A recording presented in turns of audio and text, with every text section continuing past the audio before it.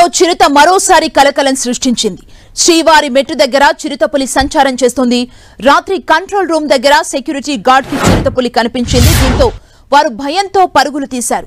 చిరుతపులి సంచారంతో భక్తులు భయాందోళన చెందుతున్నారు.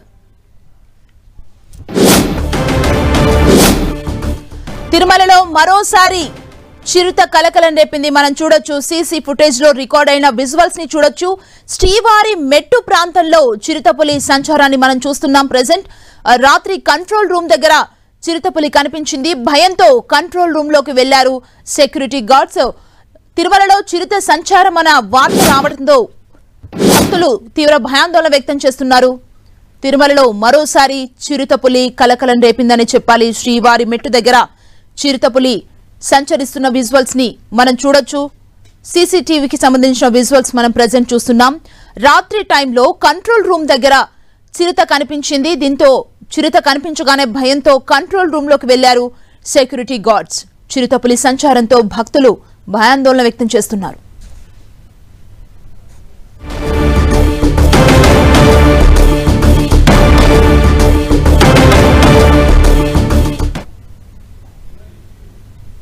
చిరుత సంచారానికి సంబంధించి మరిన్ని డీటెయిల్స్ మా ప్రతినిధి మురళి అందిస్తారు. మురళి, సుమా, అంటే చాలా రోజుల తర్వాత తిరుమల నడకదారి వద్ద మరోసారి చిరుత కలకలం రేగింది. అయితే ఈ దఫా అలిపిరి కాలినడక మార్గం కాకుండా శ్రీవారి మెట్టు కాలినడక మార్గం వద్ద గత అర్ధరాత్రి చిరుత సంచరించింది.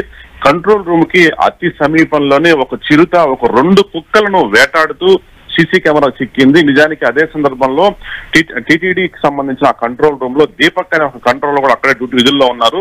కుక్క విపరీతంగా అరవడంతో ఆయన ఒక్కసారిగా కంట్రోల్ నుంచి బయటకు వచ్చి చిరుతను కూడా స్వయంగా చూసినట్టుగా తెలుస్తోంది. ఒక చిరుత అంటే బహుశా దాన్ని ఆ 2 కుక్కలను వెంటాడే క్రమంలో ఒక్కసారిగా వాటి మీదకి పరిగెత్తడం, అయితే చిరుతను చూసిన 2 కుక్కలు కూడా అక్కడి నుంచి పరిగెత్తు వెళ్ళిపోవడం జరిగింది, చిరుతకు చిక్కకుండా.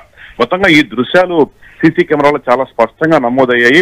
మనం చూసిన చాలా వరకు గడిచిన 6-7 నెలలుగా తిరుమల నడక మార్గంలో కానీ లేదా మిగతా ఘాట్ రోడ్ లో కానీ చిరుతల సంచారం బాగా తగ్గింది.